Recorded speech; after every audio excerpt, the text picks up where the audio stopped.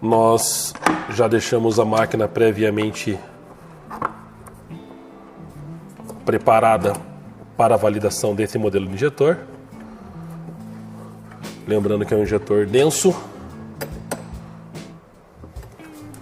Aplicação,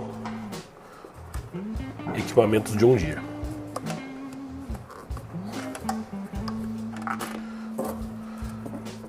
Nessa máquina, nós já faremos a verificação de resistência e indutância do injetor no momento do teste, dispensando a utilização de um multímetro para isso.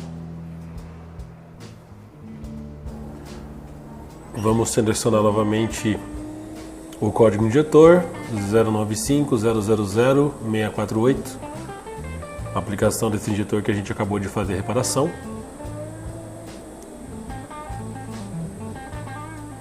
Uma vez que iremos dar início ao teste, o equipamento valida primeiramente a resistência. Nesse momento temos aí uma leitura de resistência na casa de 0,42. É importantíssimo salientar que se você está trabalhando com equipamento que eventualmente não faça leitura de resistência, você precisa validar no momento da montagem do injetor com o seu próprio multímetro. Vocês também observaram a questão da leitura de indutância. Ele fez uma leitura de 0,45. Essa indutância ela é o resultado, né, da distância entre placa e bobina que nós observamos lá no momento da montagem, no momento de determinar a espessura do calço montado entre bobina e carcaça do injetor. Aqui o valor foi perfeitamente validado, consequentemente não é necessário nenhum tipo de correção nesse momento, porém, se eventualmente você também não tem esse equipamento, seria importante você ter um multímetro de boa qualidade. No momento do procedimento de desmontagem do injetor, você previamente comparar o valor da indutância que você tem, média, dos 4 ou 6 injetores que você irá reparar, e então no momento da montagem, após o procedimento completo de montagem, verificar se a indutância respeita ou pelo menos trabalha próximo àquele valor previamente encontrado. Dando continuidade ao teste, estamos nesse momento no teste de plena carga. Existe um período longo de estabilização. A intenção é condicionar o injetor para o teste que a gente vai realizar. Esse condicionamento leva em torno aí de aproximadamente 1 minuto e meio. Esse teste está sendo realizado com uma pressão de 1.400 bar. Temos aí a variação de pressão encontrada nesse momento, que são de apenas 2 ou 3 bar durante a execução do teste. A tolerância de débito para esse injetor seria 40,30, no máximo 50,70, temos aí 49,5. A condição de respeitar a tabela é bastante importante, mas também existe a possibilidade de a gente flutuar entre um injetor e outro, desde que dentro da tolerância específica para um injetor. É bastante importante também a gente avaliar a questão do tempo de resposta, que é proporcional a um teste realizado aqui nesse equipamento. Temos aí um tempo de resposta de 438. Esse tempo de resposta seria o valor, né, o tempo, o delay entre ativação elétrica da bobina e abertura do bico. Isso é uma função bastante importante que a máquina executa a leitura, justamente para garantir que o momento da injeção, o evento de injeção de combustível, está ocorrendo no momento apropriado. A máquina já passou para outro teste, ela finalizou o teste de potência máxima ou plena carga, dando início agora ao teste de emissões. É um teste realizado com uma pressão um pouco mais baixa.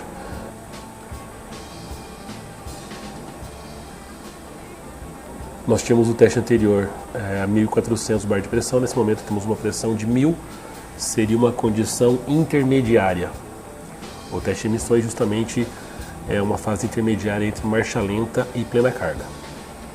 Tolerância de 17,4 a 24,8, nesse momento temos 22, perfeitamente também dentro da tabela, mais uma vez também levando em consideração valores relacionados a tempo de resposta. Nesse momento vamos para o teste de pré-injeção, a máquina chama de teste de injeção piloto. piloto justamente porque ela antecede a injeção principal. Sempre a pré-injeção será um evento que ocorre antes da injeção principal. Entende-se como injeção principal tanto a plena carga, quanto emissões, quanto marcha lenta, e a pré-injeção é um evento que antecede qualquer uma dessas três condições. É um teste executado com uma pressão de 800 bar, um tempo de resposta relativamente curto, onde a gente vê uma pequena injeção de combustível que ocorrerá sempre previamente à injeção principal, mais uma vez levando em consideração também o tempo de resposta. Uma dica bastante interessante, e justamente, obviamente, isso para quem tiver esse modelo de equipamento para fazer análise do injetor, no momento que você está fazendo a calibração do injetor, suponhamos que você tem um tempo de resposta acima da tolerância, normalmente você vai perceber que o débito ficará baixo. Então, quando você tem débito baixo, tempo acima, isso é característico de problema de regulagem do injetor. Então, obviamente, no momento que você executar a regulagem, fica fácil para você determinar qual seria aí a solução, né? A correção através da correção da espessura do cálcio. Agora, se você tem um tempo de resposta perfeitamente dentro da tolerância e o débito está fora, seja ele abaixo ou acima, normalmente é característico de problema no bico injetor. Se o débito estiver abaixo, o bico provavelmente tem os seus furos parcialmente bloqueados, né? Ou até mesmo um dos furos completamente entupidos.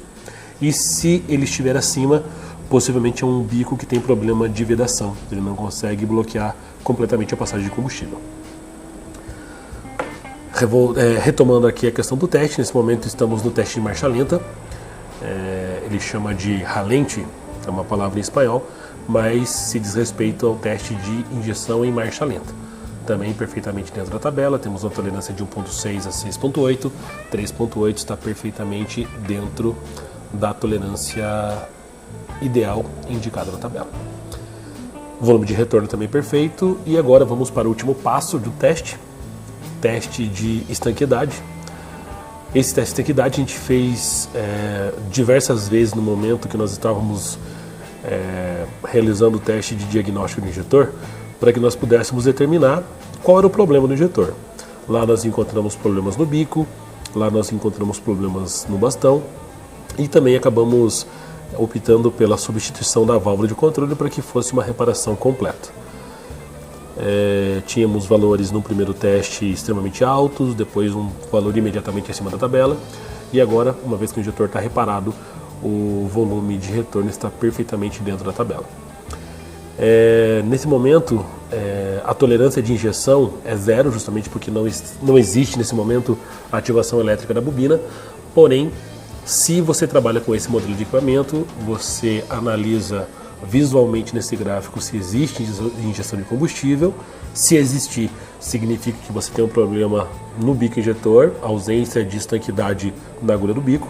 Aí seria necessário, obviamente, a substituição.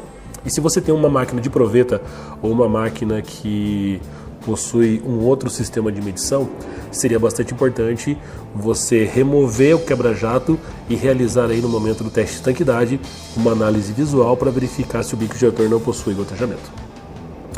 Finalizado o teste, o equipamento ele abre a opção para que nós possamos salvar o protocolo do teste que acabou de ser concluído, inclusive com a possibilidade de nós colocarmos aí uma gravação de número de série da empresa, algum código específico do injetor que possa nos orientar com relação ao injetor que foi testado e um controle da própria empresa.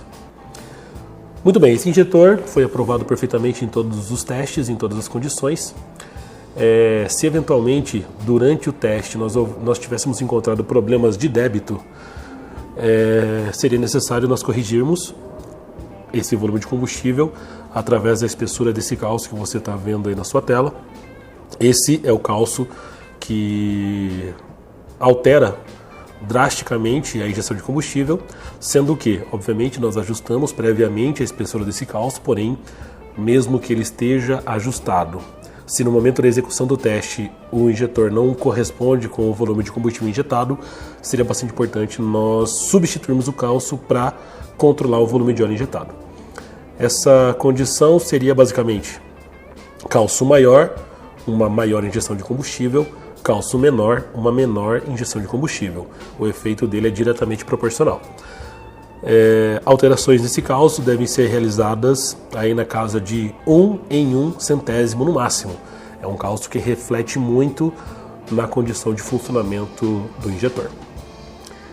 Apenas se você tiver problema relacionados ao volume de combustível em marcha lenta, é que você pode realizar alteração nesse outro cálcio que a gente está salientando aí na imagem, justamente para que, especificamente para volume de marcha lenta, você consiga realizar alterações. Nesse caso, quanto maior o cálcio, menor o débito, e quanto menor o cálcio, maior o débito. Aí nesse modelo, nesse caso, a ação é inversamente proporcional. Tá bom? Muito bem, aqui a gente conclui mais um treinamento da EA Diesel. Nos vemos em uma nova oportunidade em breve. Muito obrigado.